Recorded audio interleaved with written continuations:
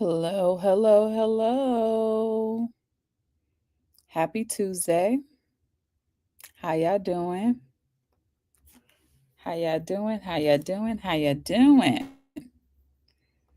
Hope everyone is good today.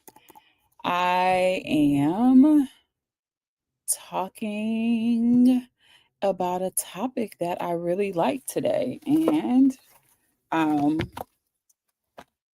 we are going to see how this goes. So, before I start, for those who don't know me, my name is Tashina. I'm an executive leadership and team coach, and I help teams and the leaders who lead them collaborate better, heal from conflict, and get shit done without the drama.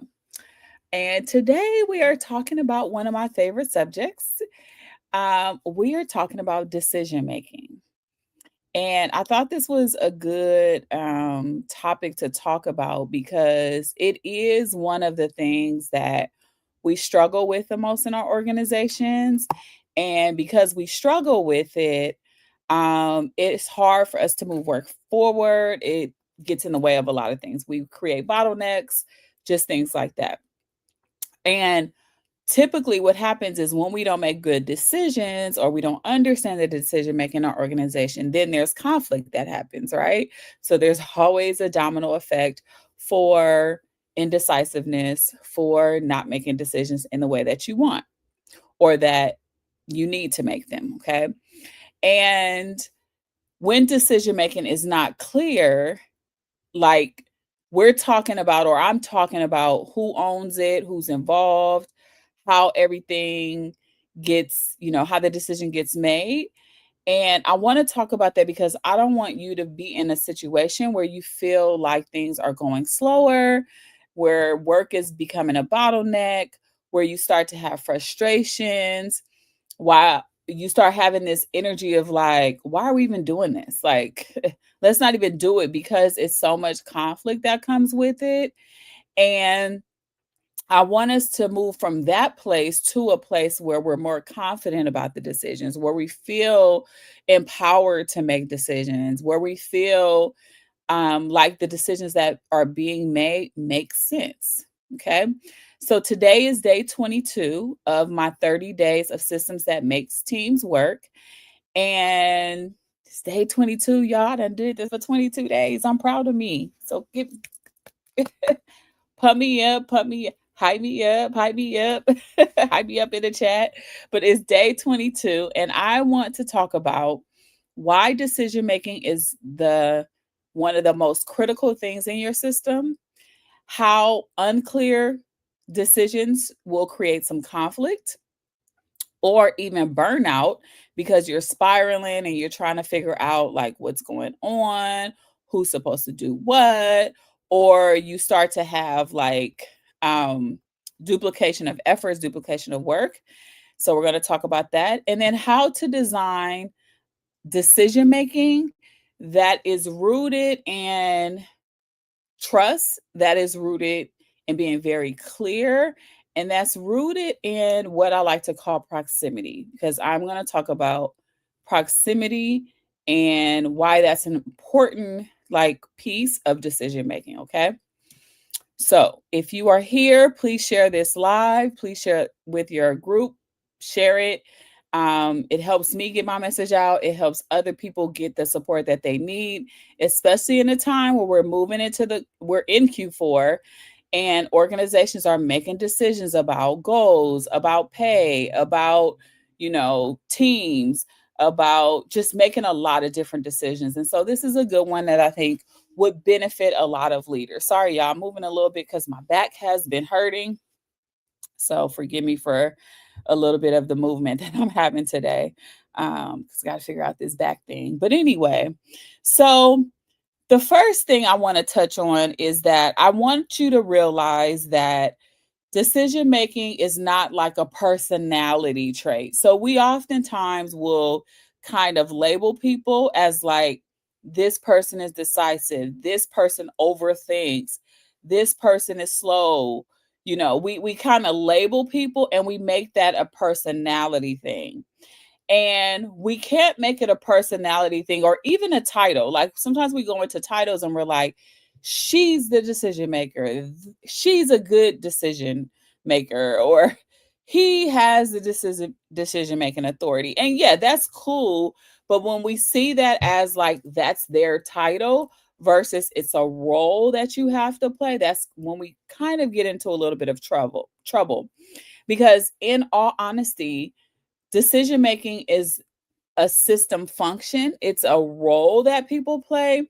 And it's one of the most important ways that you kind of organize around power, authority, trust, and you organize around that because I talked to you all about power before. And typically, the person at the highest of the org chart is the person who makes all the decisions. And we all know that. And sometimes that's just not the best person to make the decision. And so when we treat decision making as a function of how we work, an agreement of how we work, that's when we start to organize around the power and around the authority. Decision making also shows us how information moves throughout your system. It aligns us together, and it's a signal for what you value in your organization. So when we talk about equity, we can look at how decisions are made to understand how equitable things are in your organization. Isn't that interesting, right? And so all these things work together, they tie together. I always think about like a spider web, how everything just comes together. And so this, decision making is one of those things that impact a lot of other things in your organization. And when it's broken, when decision making isn't good, that's when things start to slow down. You have the bottlenecks or things just stop completely and people are stalled out. Can you imagine, like, if you're at a four-way crosswalk with stop signs or stop lights and the lights are not working or people don't know how to obey the stop sign and everything comes to a halt because nobody wants to get into an accident. Nobody knows who's supposed to go first. Nobody wants to be the first one to go and then they get crashed. Like all of these different things, right? We don't want it to be like that, okay? We want to be able to make fast decisions in our organization while at the same time being very confident in those decisions and without always having to ask for permission because sometimes that alone takes a long time. Like when's the last time you were able to just quickly get on your boss's calendar and get some time with them to walk through a decision that you were thinking through, right? But if you already know how decision making is going to be in your organization, that's when you know that you can move forward. And that's when it just feels better. It just feels better. There's a level of empowerment that comes with that. There's a level of psychological safety that comes with that. And you start to be more efficient in your systems and how you move forward. So that's what systems do. That's what decision making systems do.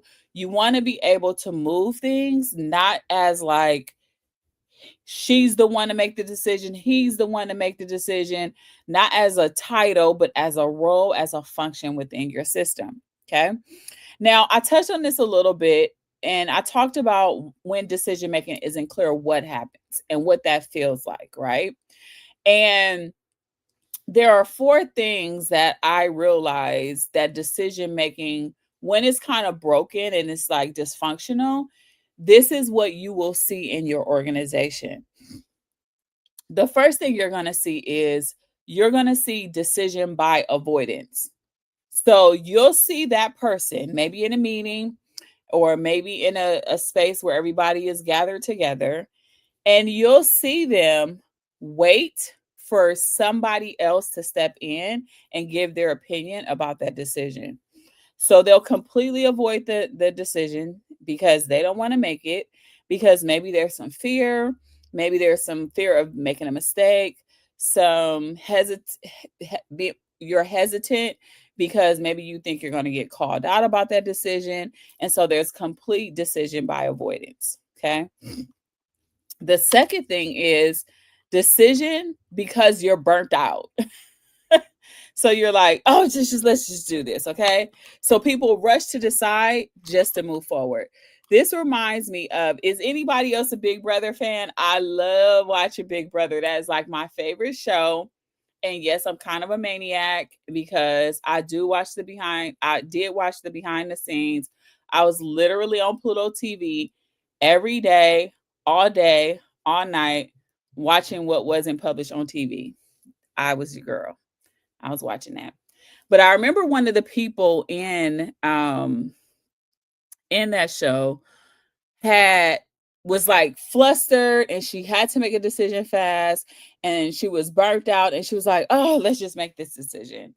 And ultimately it wasn't the perfect decision for everybody, and it really had a consequence on a lot of different things after that. And so decision by burnout or decision by exhaustion is one of the ways that this looks like. The third thing is decision by hierarchy. And this is when either the loudest or the most senior voice always overrides everybody else. And so you have people that are like, well, this person did a great job, and or this person is at this level, and so they get to make that decision. And so you see that sometimes in organizations where nobody else can make that decision. And that's a sucky place to be, especially if you probably know better than the boss. Okay. And then there's decision by consensus. I always say this one is not a good, it's not good to have consensus where everybody has to have a say, but then nobody owns the decision. That's also not a good place to be. Okay. So you'll see these type of decisions in your organization where people are avoiding, people are burnt out, only the person at the top of the org chart gets to make the decision, or people are like, everybody has to speak and have to weigh in on this. I remember this when I was an administrative assistant, and like it will be something simple as like lunch, and like, where should we all go for lunch, or what should we have for lunch? And I would have to get everybody to sign off. And everybody knows everybody's not going to be happy with the choice. And so you're going back and forth, and it's wasting time. Now you're the bottleneck. And so that's not a good place. That's what I mean by consensus. Well, underneath all of these different types of dysfunctional decision making is fear. People are scared of being wrong. They're scared to get blamed, or they're scared of disappointing someone that's higher up. And so this is where you're going to start to see a lot of like emotional behavior, or a load, of weight, a burden, a heaviness showing up in your organization. And then people start to self protect themselves, and then they don't make the decision at all, or there's no trust, or because you didn't make a decision, the wrong consequence happened. Okay. Because when people feel like the system isn't working, or they are afraid to make a decision, they just stop trying. They check out. They self-protect. They procrastinate. And that's how your team starts to break down, because now everybody's confused, like, who owned that decision? What was it supposed to be? What were we supposed to do? Okay. And so every system tells a story about what your system values. It is saying, like, if a decision is made behind closed doors, the story is, we don't trust you with information. So when we talk about like really fostering trust in your organization, we can't have people just making decisions like, okay, I'll get back to you. And then they make a decision, they come back to you and they tell you what the decision is. But you're the person closest to the work, and you know better than they know, but they never consulted with you to figure it out. But they made that decision. Now they can't trust you. If this is your environment, it's showing what values you stand on. And maybe your value is control. Versus the opposite is that if decisions are made collaboratively, the story is, you matter. Your perspective matters. Your decision, your opinion matters. How close you are to this matters. And we want to bring you along into this decision because we know that you are going to be most impacted. Okay. This is decision making can be one of the signals, the best signals to gauge how trust shows up in an organization. If you're wondering, do we have a trusting organization, or do we have an organization where people feel psychologically safe or that they belong? One of the ways, not the only, but one of the ways to look to is decision making. When people understand how and why decisions are made, even if they don't always agree on this on the decision, they're going to trust the system. They're going to trust how things are happening because they understand the back side of that. I was just talking to someone and I was telling them that I'm I'm not going to say I'm in the middle of something, but I'm definitely involved in some things outside of my coach work. And I have saw that there's a lot of like resistance and a lot of like just conflict. There's something that needs to happen. And there is an individual who is really resisting the change, who's really coming up against it and is not okay with it, because they feel like maybe they're being micromanaged or they don't feel empowered. And what I said to someone who was reaching out to me for just advice and an opinion, I said, when in the absence of not explaining the why and being more transparent about that person is not going to trust this system. They're not going to trust that the reason why they're asking the questions, the reason why they're checking in a lot is because it's for the better of this organization. They're not going to understand that because this system hasn't explained to them the why behind these decisions. Sorry, I can't say it like these decisions together is just like a tongue twister, but yes. So they're not going to understand. Okay? So there's a lot of resistance. They're just like, nope, I don't want to do it because they don't understand. And so that's why I say like being more transparent than not is better, because when you are able to share as much as possible, people have the context for why decisions are being made, and that helps them to feel more at ease even when they don't agree. Okay? Now, when they trust the system, things start to move faster. People start to execute better, and there's less conflict, there's less arguments, there's less like questioning or assumptions or resistance. Okay. This is how alignment starts to work. And it's not because there's a lot of consensus, but there's a shared understanding. There's a shared understanding. There's a statement called disagree and commit. I think that came out of Amazon. I think, don't quote me, but disagree and commit. And people can disagree and still commit when they have the why, when they understand. Because when they trust the process, they are going to stop second guessing and they're going to start moving forward and say, you know what? I disagree, but I could commit to where we're going, where we're headed. And that's what you want from your team, from your organization. Okay. Now, why does decision making feel heavy in the first place? Because I know this for myself. I posted on my Instagram this today, and I said, like, one of the lessons that I learned from this year of full-time entrepreneurship is that decision making or making decisions is hard. You really have to, like, when you take a step back, it could be, I'm not going to say life or death, but it really can hold a lot of weight if you do not make the right decision. And so making can feel heavy, right?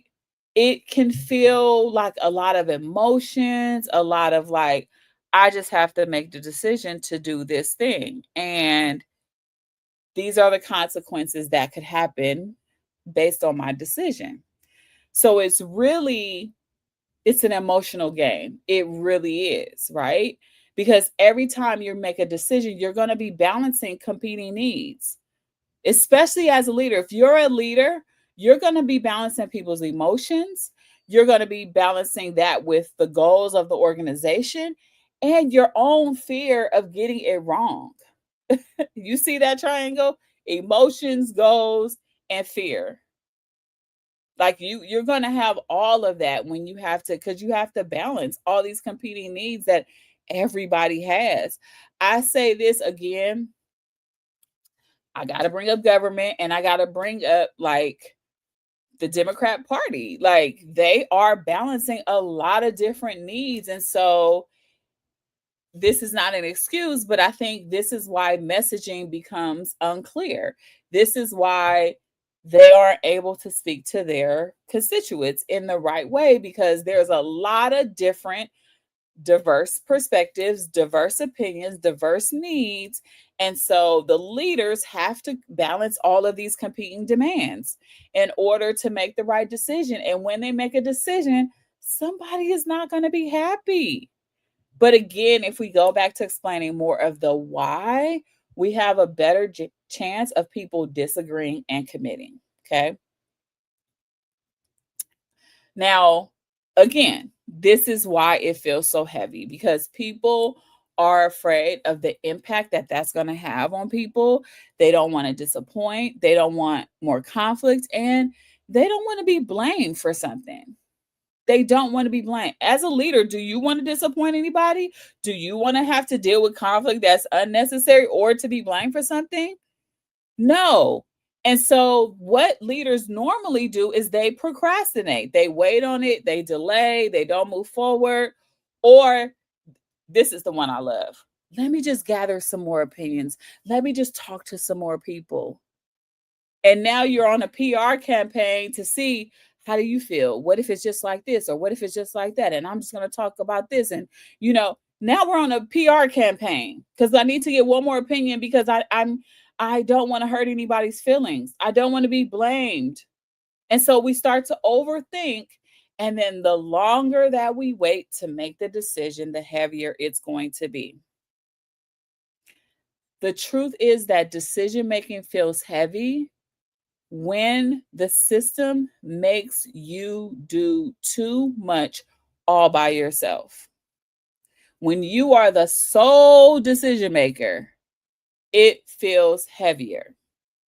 When you are the only person holding the power, and this is why we have to be careful with power, because although we want power, if you are the one holding the power, you are the one that's going to be blamed. You are going to be the one that's going to be held to account.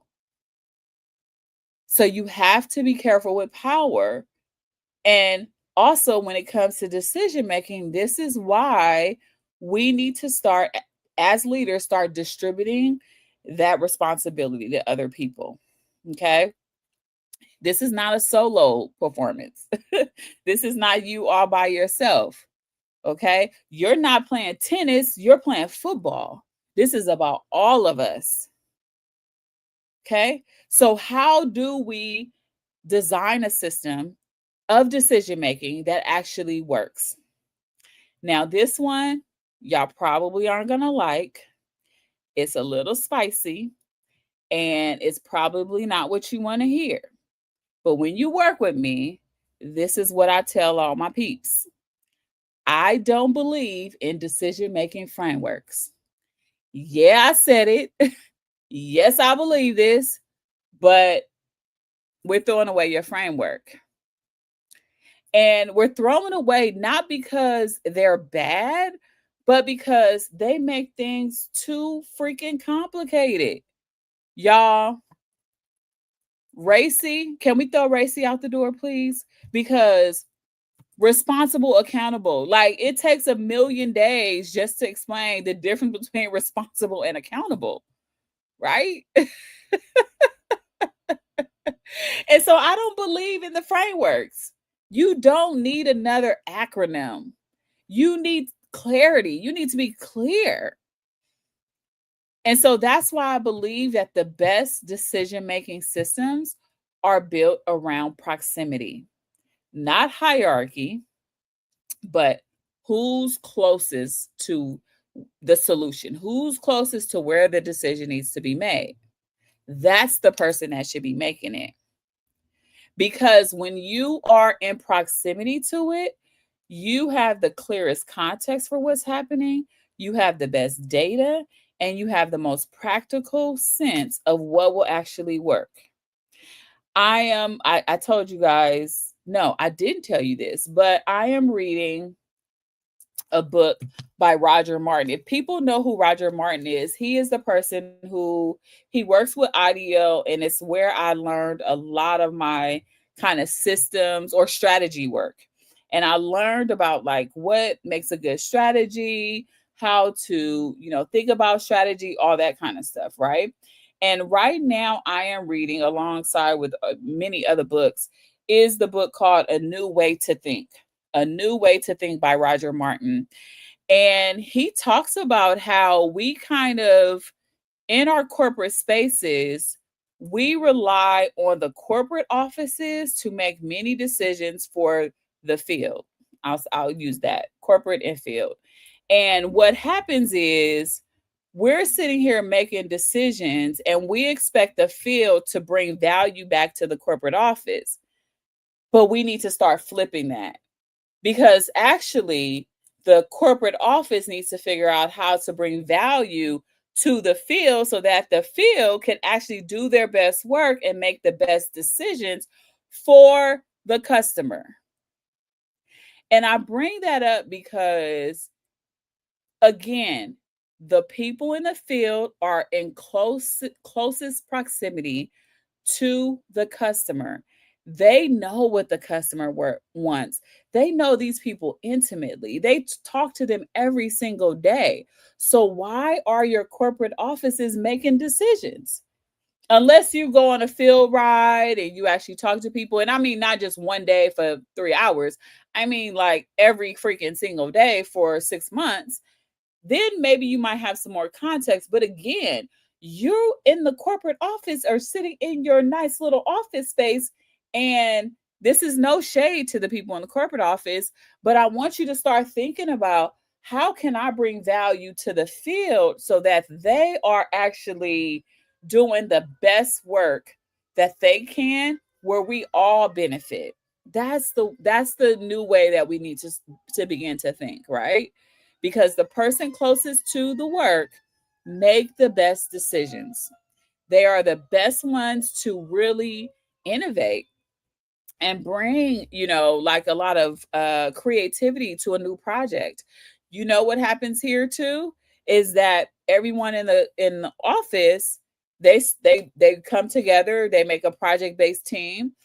We call them an agile team or something like that, and they come together, and then guess what they do? They start making decisions. They start thinking about the project, whatever it is. And they never bring anybody from the field along. They never bring them into it.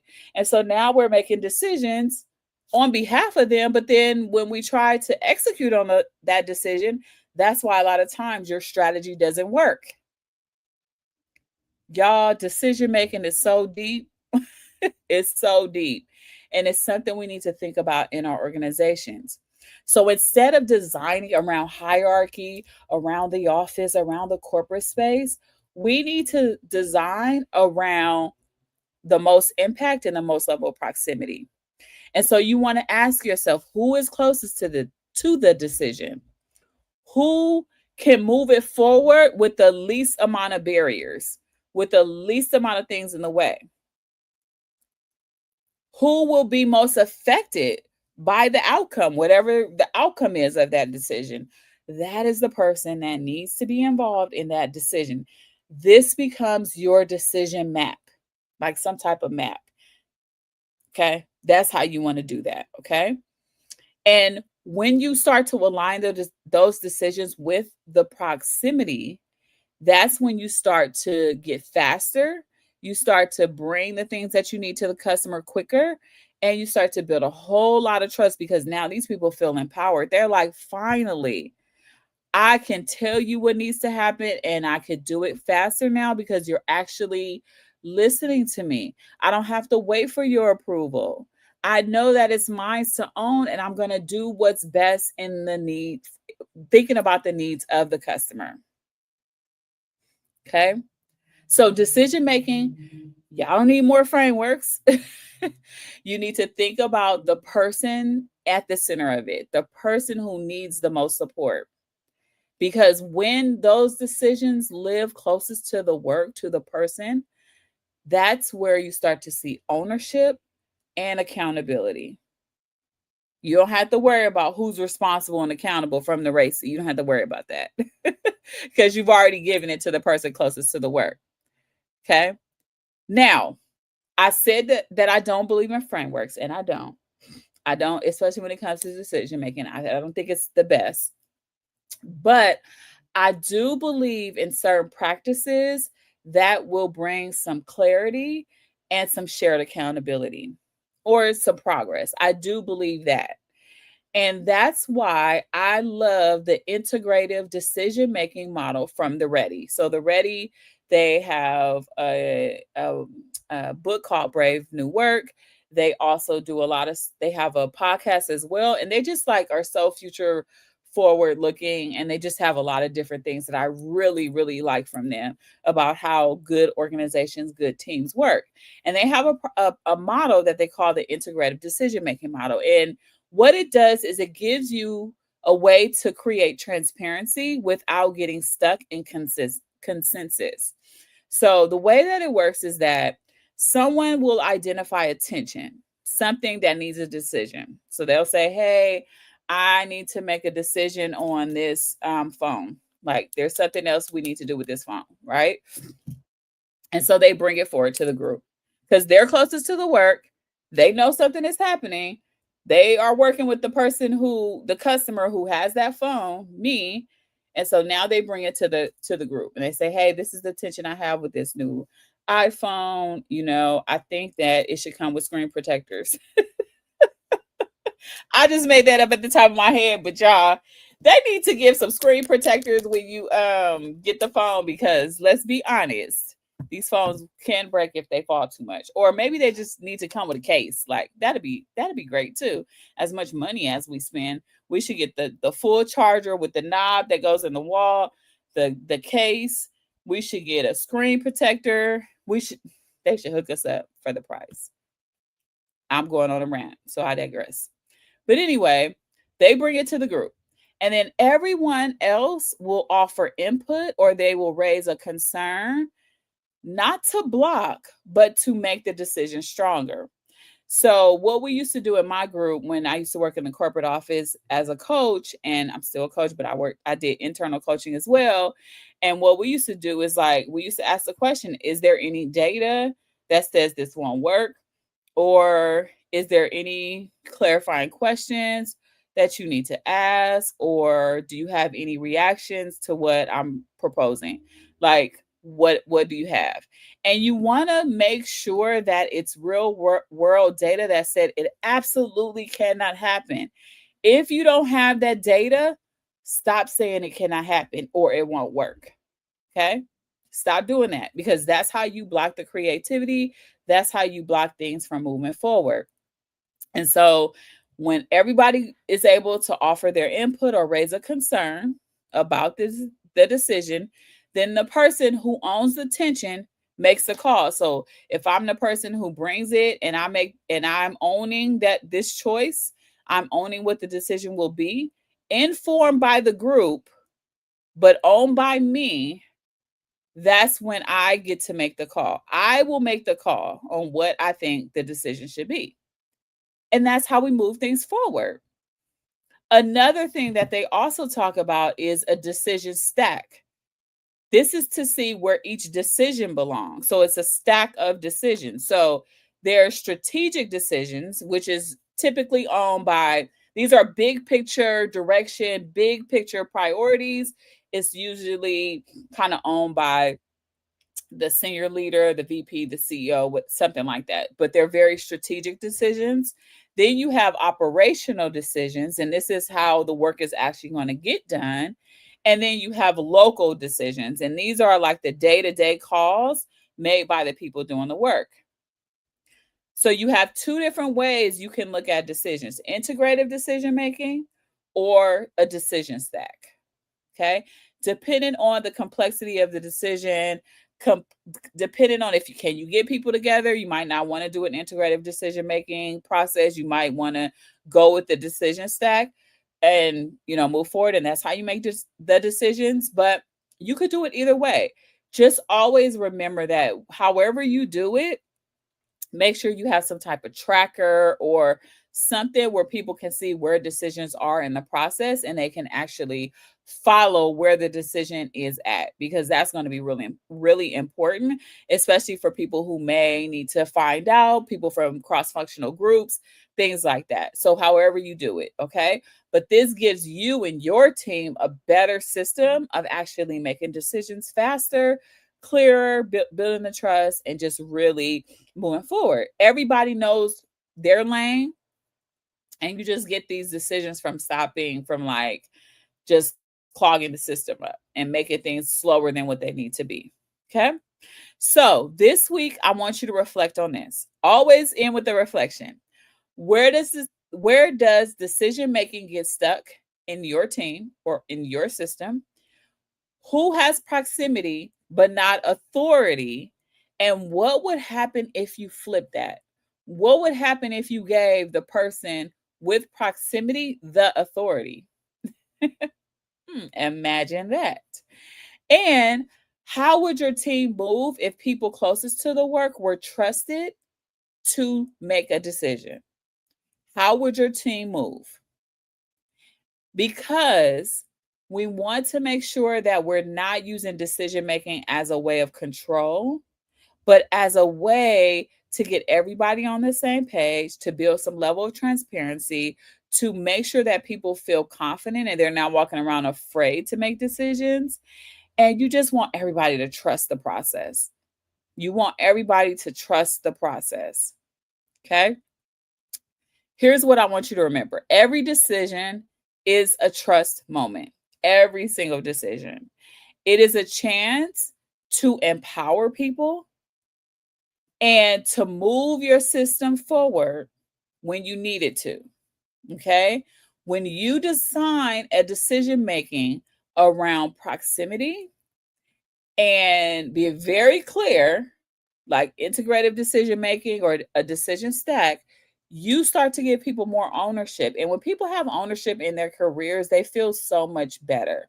They feel like they're learning, they feel like they're moving. And even in the absence of maybe promotions or other opportunities, just the simple process of being able to say you're going to own certain aspects of your job, that feels like a promotion. In all honesty, that feels like movement. So if you're looking for ways to move things in your organization, decision making can be one. Okay. And just remember that, again, this is not about control. And this is more about trusting, moving things faster, and just being a great, like, leader, being a great employee, being someone who is like, yes, I can do this. Okay. So that's all I have for you today about decision making. Go out, try those different approaches to making decisions. You don't need another damn framework. And I stand on that.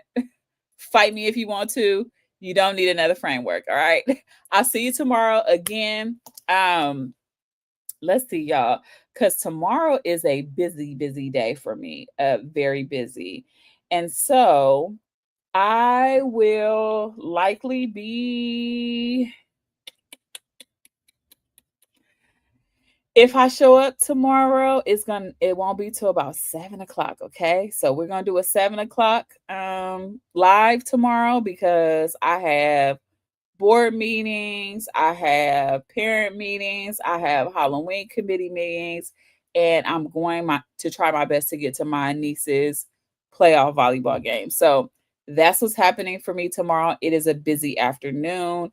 In addition, Malachi, my youngest, he has his tutoring and sports as well. So I'm going to try to figure that out. But let's aim for 7 o'clock tomorrow. And I'm going to be talking about psychological safety. All right. All right. Talk to you soon. Bye.